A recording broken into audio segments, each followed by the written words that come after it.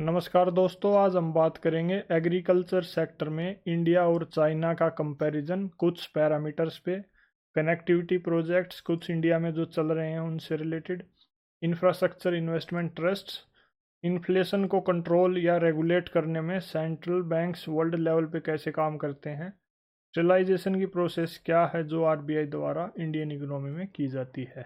अगर आप इन सब चीज़ों को जानते हैं that is well and good. अगर आप नहीं जानते तो इस वीडियो में आप इन सारे कंसेप्ट्स को सिंपल वे में जान पाएंगे, समझ पाएंगे, जो आपकी इकोनॉमी की नॉलेज बेस को इम्प्रूव करेगा, मजबूत करेगा। साथ के साथ आप अपना एमसीक्यू सॉल्विंग एप्टीट्यूड डेवलप कर पाएंगे, जो आपको ऑब्जेक्टिव क्वेश्चंस को अच्छे से टैकल करने में मदद करेगा। आर्ट ऑफ रिवर्स इंजीनियरिंग आपको इक्विप करेगी कि आप किसी क्वेश्चन की ओरिजिन को ट्रेस कर पाएँ। ओरिजिन से मतलब ये है आप ये जान पाएँ कि ये क्वेश्चन किस टॉपिक से पूछा गया है और उस टॉपिक को आपको कितनी डेप्थ में कवर करना है, जिससे आप उससे रिलेटेड क्वेश्चंस को सोल्व कर पाएँ। साथ ही साथ हर कीवर्ड की बेसिक नॉलेज आपको कैपेबल बनाएगी पीवाईक्यू से रिलेटेड जो भी डायरेक्टली इनडायरेक्टली क्वेश्चंस यूपीएससी हर साल पूछती है उनको सोल्व करने में। साथ ही साथ आप अपने कंसेप्ट्स को क्लियर कर पाएंगे और रिवाइज कर पाएंगे। Let's start with questions. Number 1, India has more arable area than China. Number 2, the proportion of irrigated area is more in India as compared to China. The average productivity per hectare in Indian agriculture is higher than that in China. How many of the above statements are correct? Only one, only two, all three, none.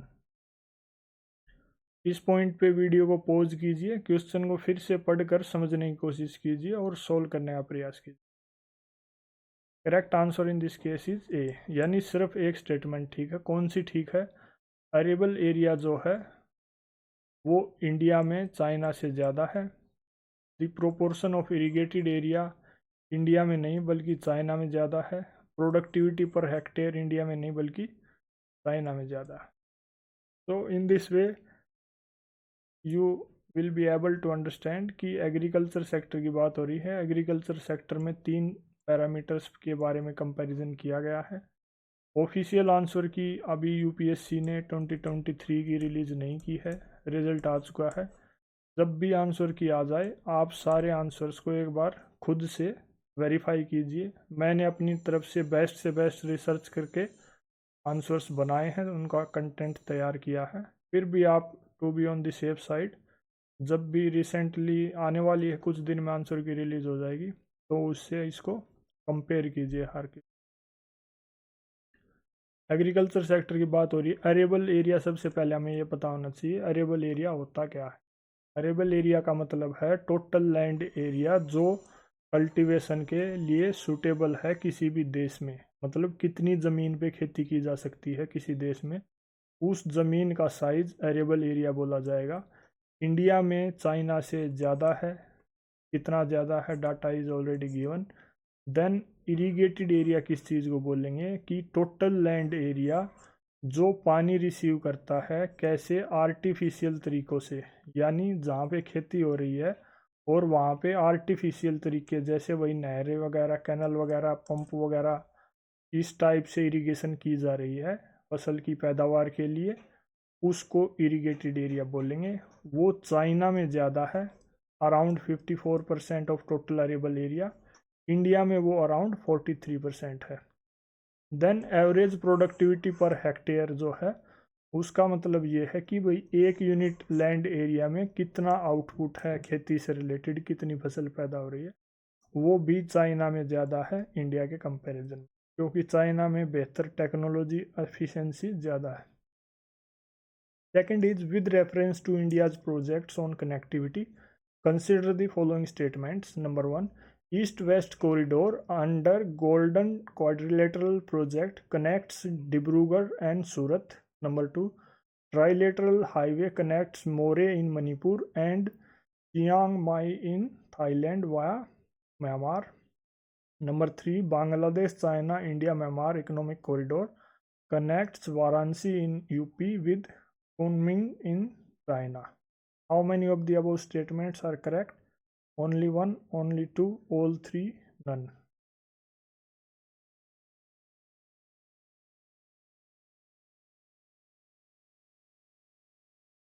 Correct answer is D, यानी सारी ही statements incorrect है।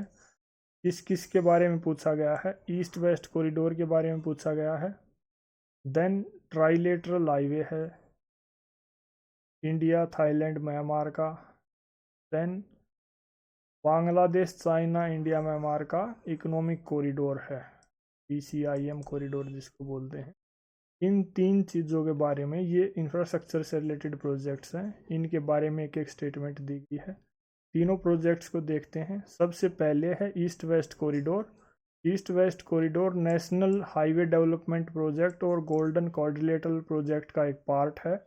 ये गुजरात से शुरू होता है और सिलचर जो आसाम में है, पोरबंदर टू सिलचर ये जाता है। मैप में आप देख सकते हैं, मैप में पोरबंदर गुजरात में यहाँ है और ये सिलचर तक जा रहा है, that is in Assam.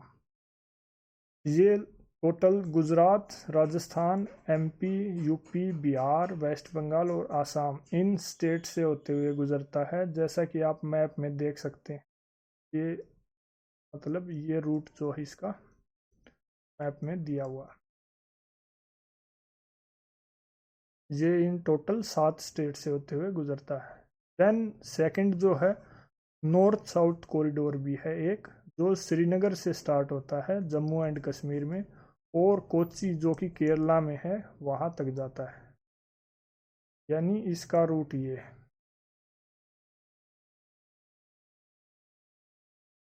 Golden quadrilateral triangle, sorry golden quadrilateral project जो है वो दिल्ली, मुंबई, चेन्नई और कोलकाता इन 4 मेजर सिटीज़ को जोड़ता है। That is all in this question. Next is India Myanmar Thailand trilateral highway. ये एक रोड लिंक है इन तीनों कंट्रीज़ के बीच में, जो मणिपुर में मोरे नाम की एक जगह है वहाँ से स्टार्ट होके थाईलैंड तक जाता है, जहाँ पे माई सोत नाम की एक जगह है। My pronunciation might be wrong but you can see this spelling is correct. My सोत थाईलैंड, ये म्यांमार से होते हुए निकलता है, that is this is Myanmar and this is this.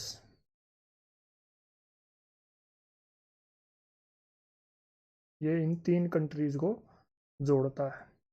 इसके बाद एक और जो कॉरिडोर की बात हो रही है, दैट इज BCIM कॉरिडोर, यानी Bangladesh China India Myanmar.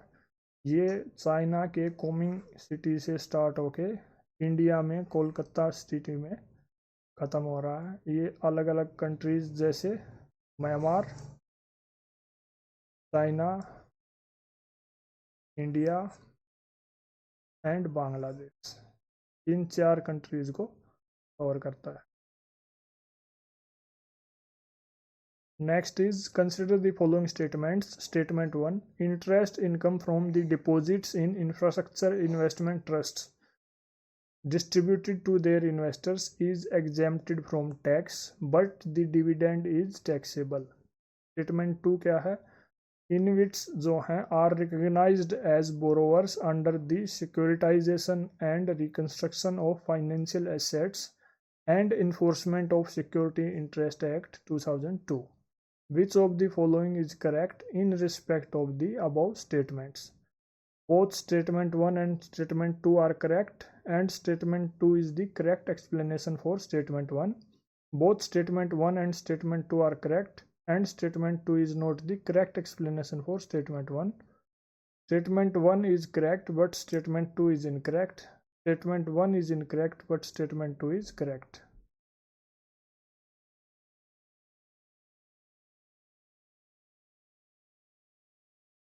D is the correct answer, यानी फर्स्ट स्टेटमेंट इनकरेक्ट है। इस बारे में ये स्टेटमेंट बात कर रही है, जो इंफ्रास्ट्रक्चर इन्वेस्टमेंट ट्रस्ट्स हैं इनमें जो भी डिपॉजिट हैं, उन डिपॉजिट पे जो इंटरेस्ट इनकम होती है वो टैक्स से छूट उनको नहीं मिली हुई, वो टैक्सेबल है।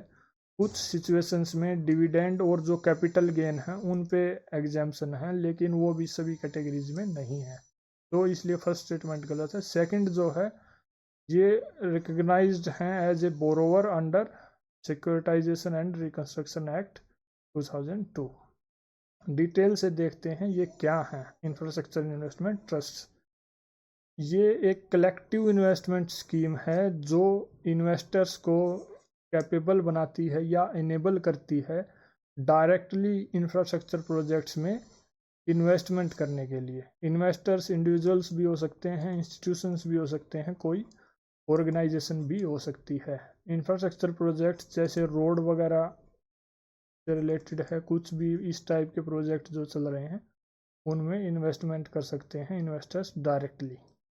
कुछ एग्जाम्पल है ऐसे ट्रस्ट के, IRB इन्विट फंड है, एक इंडिया ग्रिड ट्रस्ट है। क्या फीचर्स हैं इन ट्रस्ट के कि ये इंडिया ट्रस्ट एक्ट जो है 1882 के अंडर में सेटअप किए जाते हैं।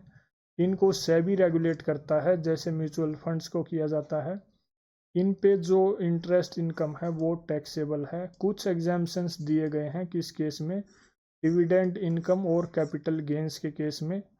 देन इनमें जो स्ट्रक्चर है इसमें मेनली 4 पार्टीज इन्वॉल्व रहती हैं। नंबर 1 ट्रस्टी, जिसकी मेन रिस्पॉन्सिबिलिटी है इन ट्रस्ट की इंस्पेक्शन करना। किस चीज़ की इंस्पेक्शन, जो इनकी परफॉर्मेंस है कि भैया कैसे काम कर रहे हैं।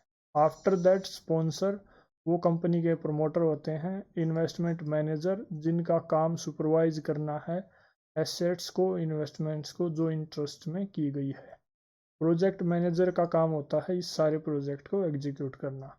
These are recognised as borrowers under SARFAESI act 2002।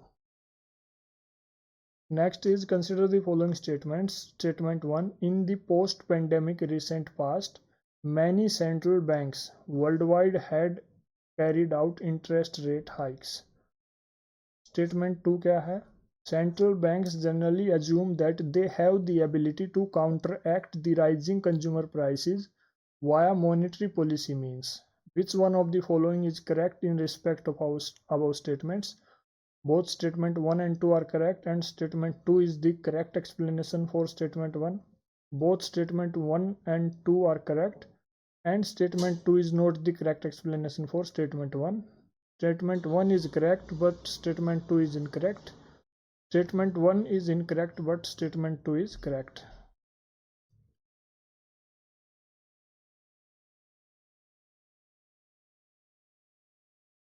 A is the correct answer, यानी दोनों ही स्टेटमेंट ठीक है और स्टेटमेंट 2 जो है वो फर्स्ट की करेक्ट एक्सप्लेनेशन।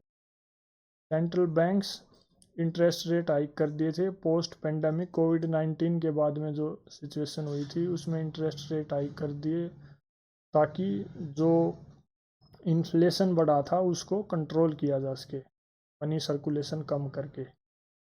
देन जो सेंट्रल बैंक्स हैं वो ये मानते हैं कि भाई उनमें ये एबिलिटी है to counteract rising consumer prices. Rising consumer prices का मतलब क्या है, इसका ये इन्फ्लेशन ही है वाया मॉनेटरी पॉलिसी में। तो इन सब चीज़ों के बारे में ऑलरेडी बात हो चुकी है लेक्चर 1 क्वेश्चन नंबर 2 में, जो प्रीलिम्स 2013 में पूछा गया था।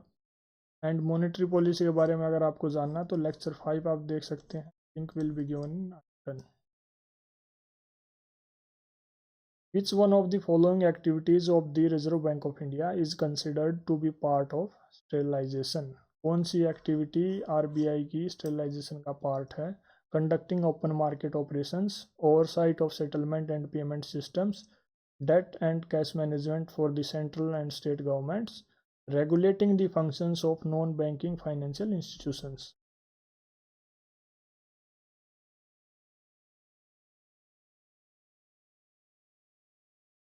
In this case, correct answer is A. Answer, I think I forgot. A is the correct answer, open market operations. Sterilisation क्या है, सबसे पहले इस चीज़ को जानते हैं। स्टेरिलाइजेशन कुछ ऐसे कदम हैं या कोई ऐसा मेजर है जो सेंट्रल बैंक लेता है। क्यों? ताकि जो फॉरेन एक्सचेंज की इंटरवेंशन है, यानी फॉरेन एक्सचेंज रिजर्व का इनफ्लो या आउटफ्लो हो रहा है, उससे डोमेस्टिक मनी सप्लाई पे, डोमेस्टिक इंटरेस्ट रेट पे या इन्फ्लेशन पे जो असर पड़ता है उस असर को न्यूट्रलाइज किया जा सके। इसीलिए आरबीआई स्टेरिलाइजेशन की प्रोसेस को अडॉप्ट करता है। For example, open market operations के ज़रिए आरबीआई गवर्नमेंट सिक्योरिटीज़ को बाइंग और सेलिंग करता है, जिससे जो भी मनी सप्लाई है मार्केट में उसको कम या ज़्यादा किया जा सके, जैसी भी ज़रूरत है उसके अकॉर्डिंग। अगर मनी सप्लाई ज़्यादा हो रही है तो आरबीआई क्या करेगा, ओपन मार्केट ऑपरेशंस के थ्रू गवर्नमेंट सिक्योरिटीज़ को सेल करने लग जाएगा, जिससे एक्सेस जो सर्कुलेशन में पैसा है वो आरबीआई के पास आ जाएगा। और अगर मनी सप्लाई कम है तो रिवर्स सिचुएशन हो जाएगी। इसके बाद एक और कदम है जो मार्केट स्टेबलाइजेशन स्कीम है, वो भी आरबीआई यूज़ करता है एक्सेस मनी सप्लाई को ऑब्जर्व करने के लिए by issuing MSS bonds. Cash reserve ratio एक और इंस्ट्रूमेंट है आरबीआई द्वारा यूज किया जाता है ताकि इन्फ्लेशन से रिलेटेड जो सिचुएशन है या मनी सप्लाई से रिलेटेड जो सिचुएशन है उसको टैकल किया जा सके। कैश रिजर्व रेशियो जैसा हम जानते हैं बैंक्स का एक रिजर्व है जो उनको आरबीआई के पास रखना होता है। आरबीआई उसका कम ज़्यादा रेशियो तय करता है, उसी बेस पे वो मनी सप्लाई को कंट्रोल करता है। देन दो इंटरेस्ट रेट हैं, repo rate and reverse repo rate. Repo rate वो इंटरेस्ट रेट है जिस पे आरबीआई कमर्शियल बैंक्स को पैसा उधार देता है, और रिवर्स है कि भाई जिस रेट पे आरबीआई कमर्शियल बैंक से पैसा बोरो करता है। ये सभी टूल्स का यूज़ करके आरबीआई स्टेरिलाइजेशन की प्रोसेस में इन सभी टूल्स का यूज़ करता है, और उस प्रोसेस के ज़रिए जो भी फॉरेन एक्सचेंज की इंटरवेंशंस हैं उससे जो डोमेस्टिक सप्लाई मनी सप्लाई पे इंटरेस्ट रेट वगैरह पे असर हो रहा है उसको न्यूट्रलाइज किया जाता है। That is all in this video. Thank you.